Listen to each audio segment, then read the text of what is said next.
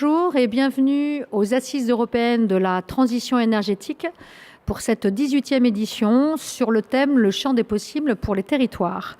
Nous allons parler ce matin d'EPL, d'entreprises publiques locales. Est-ce que c'est un atout pour le développement des énergies renouvelables dans les territoires? Leur adéquation entre territoire et ENR, énergie renouvelable, et le développement du financement citoyen dans justement ce qu'on appelle les énergies renouvelables. Avec vous, monsieur Emmanuel Julien, bonjour. Bonjour. Alors, vous êtes le président du club ENR, énergie renouvelable, de la Fédération des EPL, des entreprises publiques locales. Vous allez nous expliquer dans un instant, parce que c'est vrai qu'on utilise beaucoup d'acronymes et d'initiales, mais en fait, c'est plus clair qu'on ne le pense. Vous êtes également le président du directoire d'une SEM qui se trouve dans la Vienne, une SEM qui s'appelle Cergy. Voilà, vous nous expliquerez aussi peut-être rapidement où vous êtes vous-même acteur de solutions d'énergie renouvelable et également président du fonds d'investissement Terra Énergie pour la Nouvelle-Aquitaine, d'ailleurs dont la Vienne, Poitou-Charentes, fait partie intégrante depuis aujourd'hui moins d'un an. Alors, est-ce que dans un premier temps, pour faire un peu de pédagogie, nous expliquer un peu ce que sont les EPL ? Alors, les entreprises publiques locales sont des entreprises qui ont été créées par des collectivités et dans lesquelles les collectivités sont actionnaires, sont au capital social. Majoritaires. Alors, majoritaires ou pas, on a différents types d'outils. Donc, on va parler des outils dans lesquels les collectivités sont très fortement majoritaires. Donc, par exemple, les sociétés publiques locales qui sont constituées de collectivités à hauteur de 100% du capital social. Donc là, on a vraiment un outil émanation public de la collectivité directement à 100%. C'est la SPL.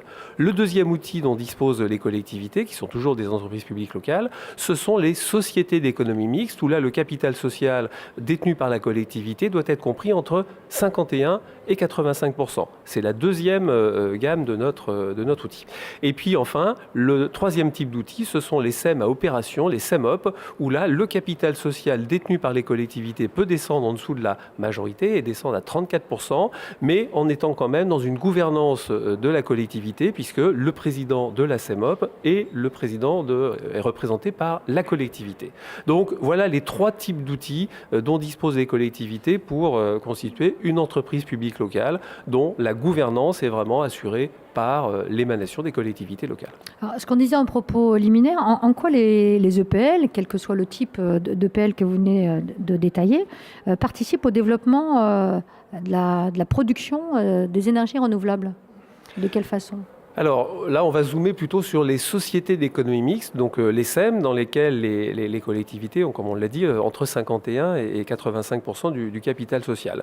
Donc la SEM, donc constituée avec une majorité de collectivités dans son capital, va faire rentrer des partenaires privés, alors soit des opérateurs du monde de l'énergie, soit des financiers, soit d'autres sociétés d'économie mixte, pour développer un projet de territoire. Et pour ce qui concerne les énergies renouvelables, la SEM est parfaitement adaptée au développement d'une politique territoriale pour développer les énergies renouvelables, parce qu'elle permet à la fois de réaliser des activités en propre dans la SEM, dans la société d'économie mixte, mais également elle permet de prendre des participations dans des sociétés de projets. Dans les énergies renouvelables, souvent un projet, que ce soit un parc éolien ou un grand parc photovoltaïque, est porté dans le cadre d'une société de projet, et la SEM, à ce moment-là, peut être l'actionnaire de la société de projet et créer à son tour des sociétés de projet.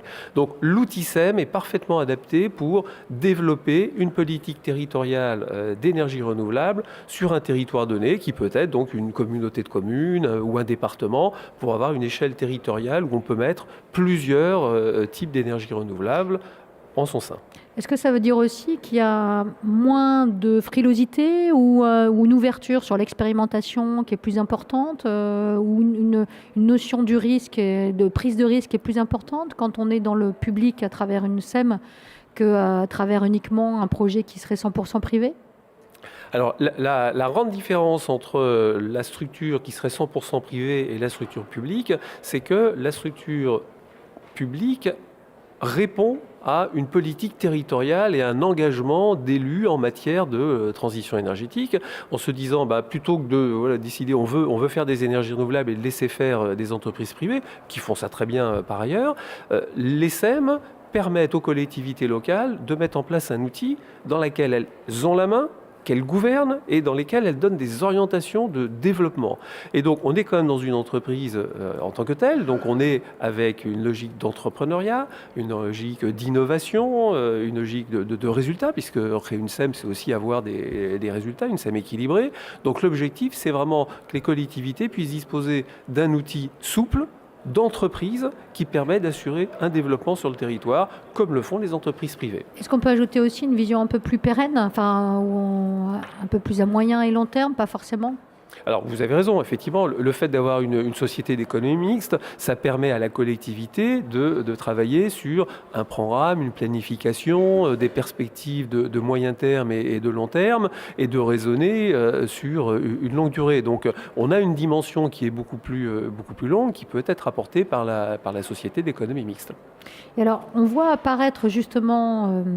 il y a une société, donc elle qui est privée, qui est installée à Bordeaux, qui va enfin un côté de Bordeaux, qui va nous parler de ça dans le cadre des assises, qui s'appelle Valorem, qui est que vous devez connaître, hein, voilà, un développeur éolien, exactement. Historiquement éolien et aujourd'hui pas que, qui introduit le financement participatif depuis quelques années, mais c'est quand même un phénomène émergent et récent. Et vous aussi, c'est quelque chose, avec votre casquette de président du club des ENR, votre vision nationale, et même par rapport à la SEM-Cergy, il y a plusieurs exemples peut-être même pour nous illustrer ce phénomène-là. Donc vous ouvrez au financement participatif. Qu'est-ce que ça apporte ? Est-ce qu'il n'y a pas plus de risques que davantage de faire ce pari-là ? Alors on peut rappeler peut-être déjà ce qu'est le financement participatif. Oui. Le financement participatif, c'est permettre aux citoyens riverains d'un projet, éolien, photovoltaïque, méthanisation, de participer au financement de ce projet, que ce soit sur la partie emprunt, donc apporter des fonds pour l'investissement, ou sur la partie capital social, donc en proposant aux citoyens de rentrer au capital social des projets. Donc on est dans une dimension qui est tout à fait complémentaire au développement des énergies renouvelables et tout à fait complémentaire par exemple aux sociétés d'économie mixte, puisque ça permet vraiment d'associer le citoyen en direct au développement des énergies renouvelables. Et c'est une occasion tout à fait intéressante qui est donnée aux citoyens que de s'associer, de s'impliquer directement dans la transition énergétique et au-delà d'une adhésion de principe, de pouvoir également y participer avec son portefeuille et en attendant des retombées économiques. C'est-à-dire que ça permet vraiment de donner aux citoyens la possibilité de bénéficier d'une retombée économique du développement de la transition énergétique sur son territoire. Et ça conforte également l'acceptabilité sociale aussi, qui parfois peut être délicat. Enfin, je pense pas pour tous les projets d'ENR, mais notamment les éoliens. On sait que c'est un sujet un peu plus délicat. Tout à fait raison. C'est vrai que le fait qu'un citoyen participe dans un projet financièrement et investisse quelques centaines ou quelques milliers d'euros dans un parc éolien, c'est l'occasion aux citoyens d'exprimer que le projet lui permet de bénéficier de retombées. Ça répond à l'argument qu'on entend souvent de la part des opposants, qui est de dire oui, les projets éoliens, de toute façon, on sait que ça alimente les sociétés du CAC 40 et qu'il n'y a pas de retombées locales. Eh bien, le fait d'avoir du financement citoyen, ça permet de démontrer l'inverse et de démontrer que les citoyens peuvent bénéficier à leur tour de retombées économiques locales. Et en plus, si c'est une SEM qui porte ça, on a aussi les retombées via la société d'économie mixte sur le territoire et sur les collectivités qui ont créé la société d'économie mixte. On est dans une démarche dont la terminologie est très à la mode, mais qui est très justifiée concernant ce dont on parle. On est dans l'économie circulaire, et dans le financement circulaire, et dans l'énergie circulaire aussi, quoi. Alors c'est tout à fait ça. Il ne faut pas tourner en rond après, il ne faut pas trop non plus... Mais c'est le principe de mettre en valeur ses propres ressources et les valoriser.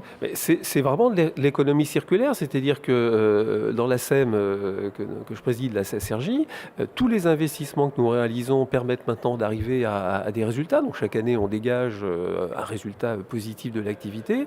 Et ces résultats se traduisent d'une part par des réinvestissements sur le territoire dans les énergies renouvelables, mais pas uniquement dans les énergies renouvelables, et par notre actionnaire, qui est le syndicat d'électricité et de gaz du département de la Vienne, le syndicat Énergie Vienne, de réinvestir dans d'autres domaines. Ça peut être l'enfouissement des réseaux, l'éclairage public, la rénovation énergétique des bâtiments. Et donc, on a un réinvestissement local des résultats de l'activité qui est le propre de la société d'économie mixte ou de la société publique locale, l'entreprise publique locale. Super. Monsieur Julien, merci en tout cas. Passez de bonnes assises. Merci. Merci.